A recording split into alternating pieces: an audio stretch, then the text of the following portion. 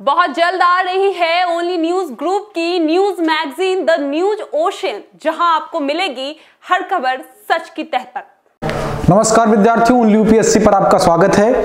ये जो पूरा हफ्ता है ये छठ पूजा को समर्पित है और हमारे बहुत सारे विद्यार्थी बिहार और उड़ीसा के बैकग्राउंड से हैं।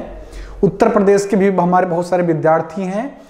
उनके यहाँ छठ पूजा बहुत ही जोर शोर से मनाई जाती है। एक बहुत ही अच्छी पारंपरिक पूजा है जिसमें हम प्रकृति को धन्यवाद देते हैं, जल की पूजा करते हैं, सूर्य को अर्घ्य देते हैं और ये कुल मिलाकर के एक अच्छी परंपरा है जिसको लगातार हमारा जो उत्तर भारत है वो निभाता रहा है। तो हमारे जितने भी स्टूडेंट्स हैं छठ जिन्होंने एंजॉय किया, जो एंजॉय करेंगे, कर रहे हैं लगातार, उनको उसकी बहुत बहुत शुभकामना। आइए अगली क्लास हम शुरू करते हैं। पिछली जो क्लास थी इकोनॉमिक्स की, उसमें हमने मौद्रिक नीतियों को पढ़ना शुरू किया था और उस क्लास में मैंने आपसे बताया था कि जो अगली क्लास होगी उसमें हम तरलता नियंत्रण के जो उपकरण हैं, जो उपाय हैं, उसमें जो दो प्रकार के उपाय हैं, मात्रात्मक एवं गुणात्मक, उनका अध्ययन हम करना क्या करेंगे, शुरू करेंगे।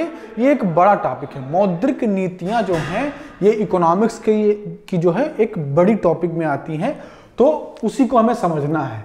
तो तरलता नियंत्रण के उपकरण, तरलता नियंत्रण का मतलब कि मार्केट में कितना कैश जाएगा, वो कैसे नियंत्रित होगा, तो उसके नियंत्रण के दो प्रकार के उपाय हैं।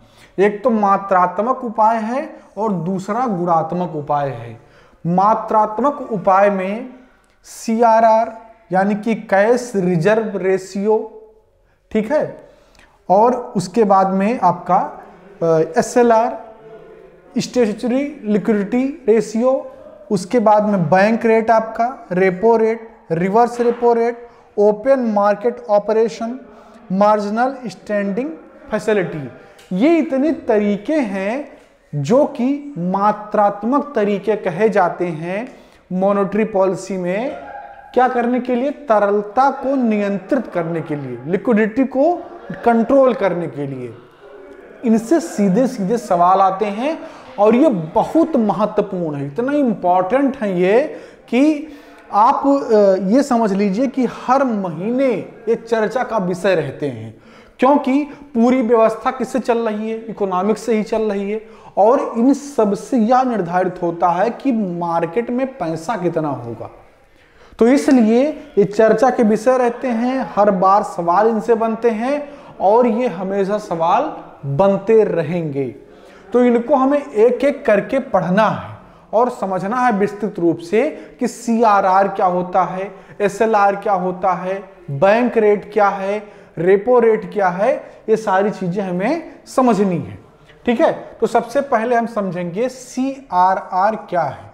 ठीक है, कैश रिजर्व रेशियो क्या होता है। ठीक है, तो कैश रिजर्व रेशियो में समझना है, इससे सवाल आते हैं तो इसे हम समझ लेते हैं। देखिए, कैश रिजर्व रेशियो का मतलब यह होता है कि बैंक का कुल देयता यानी कि निवल देयता जो है, जो उसकी लायबिलिटी है, जो उसे देना है, उसका वह हिस्सा जो वो RBI के पास रखती है।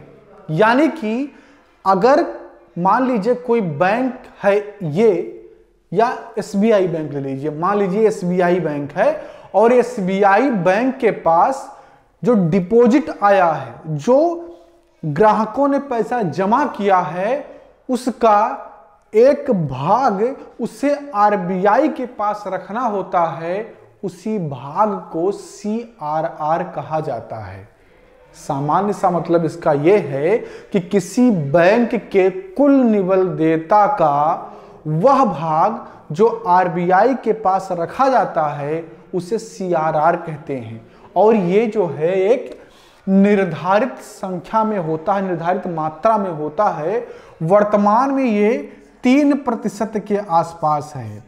तो एग्जाम्पल से इस तरीके से समझिए कि अगर 100 रुपया SBI बैंक का कुल निवल देता है, यानी कि उसके पास उसको इतना पैसा देना है, तो उसका 3% यानी कि 3 रुपया वो RBI के पास रखेगा।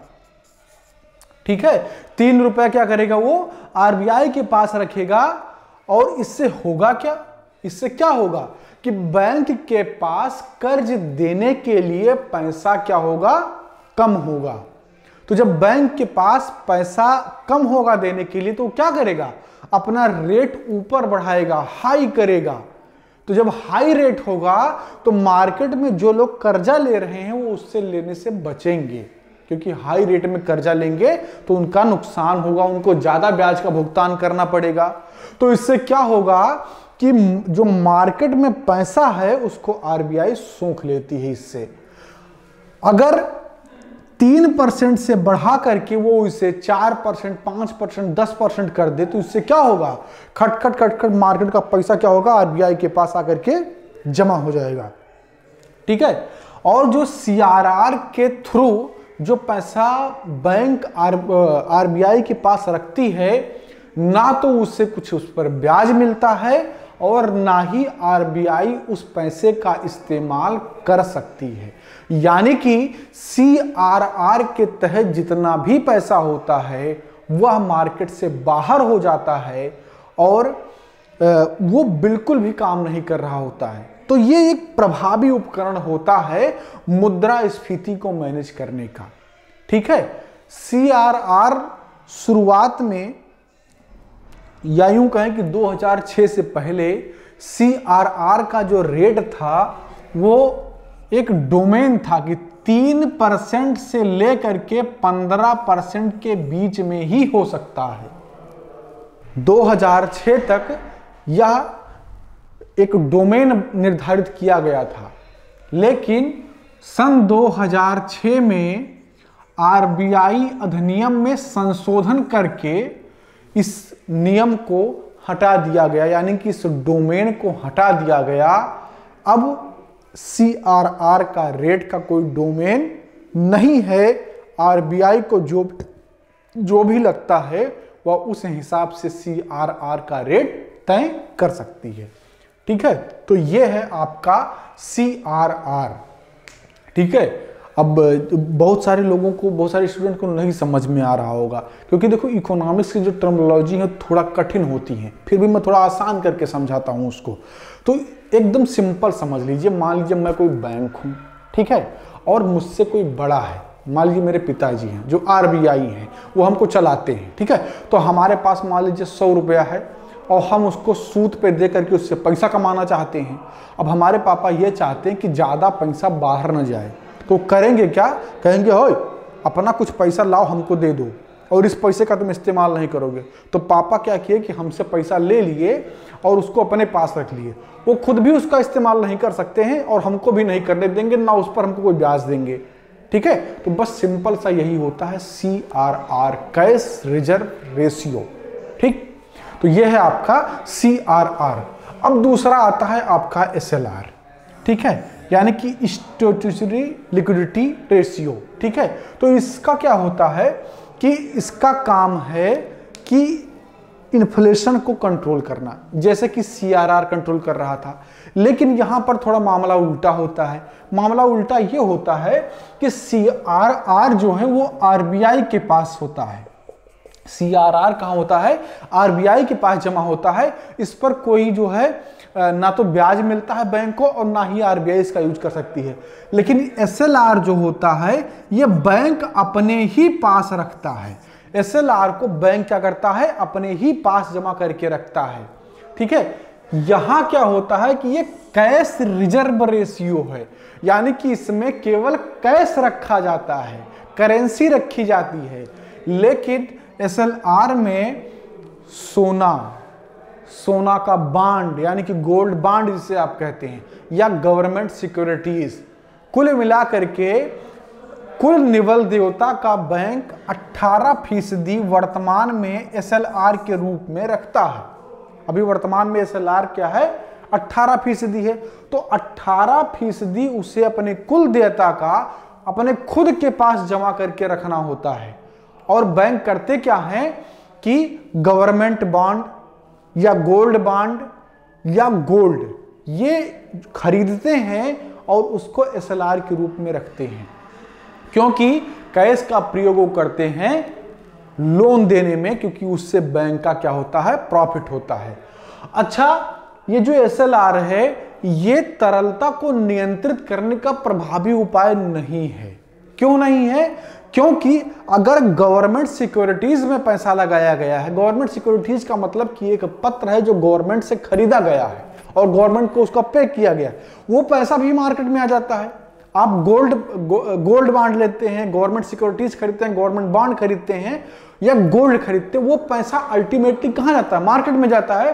तो SLR जो है वो कोई प्रभावी तरीका नहीं है तरलता को नियंत्रित करने का। ठीक है, तो SLR का रेट वर्तमान में 18% है। तो ये है आपका SLR। CRR और SLR में अंतर यही है कि CRR RBI के पास होता है, SLR बैंक के पास होता है। CRR में कैश होता है, इसमें gold, government securities, bond, cash सब कुछ होता है। ठीक है, तो ये है CRR और SLR। बाकी bank rate, repo rate, reverse repo rate, open market operation, marginal standing facilities क्या होती हैं, इसकी चर्चा हम अगली क्लास में करेंगे। इस क्लास में इतना ही। क्लास को लाइक कीजिए, शेयर कीजिए, अपनी राय कमेंट बॉक्स में जरूर दीजिए। कुछ भी अगर समझ में नहीं आया तो कमेंट बॉक्स में जाइए, अपना सवाल पूछिए, उसका जवाब हम अगली क्लास में जरूर देंगे। तो मिलते हैं अगली क्लास में, बात करेंगे इन सारे मुद्दों पर। ये क्या है, बैंक रेट क्या होता है, रेपो रेट क्या होता है। ओके, ठीक है, थैंक यू। बहुत जल्द आ रही है ओनली न्यूज ग्रुप की news magazine the news ocean, जहां आपको मिलेगी हर खबर सच की तह पर।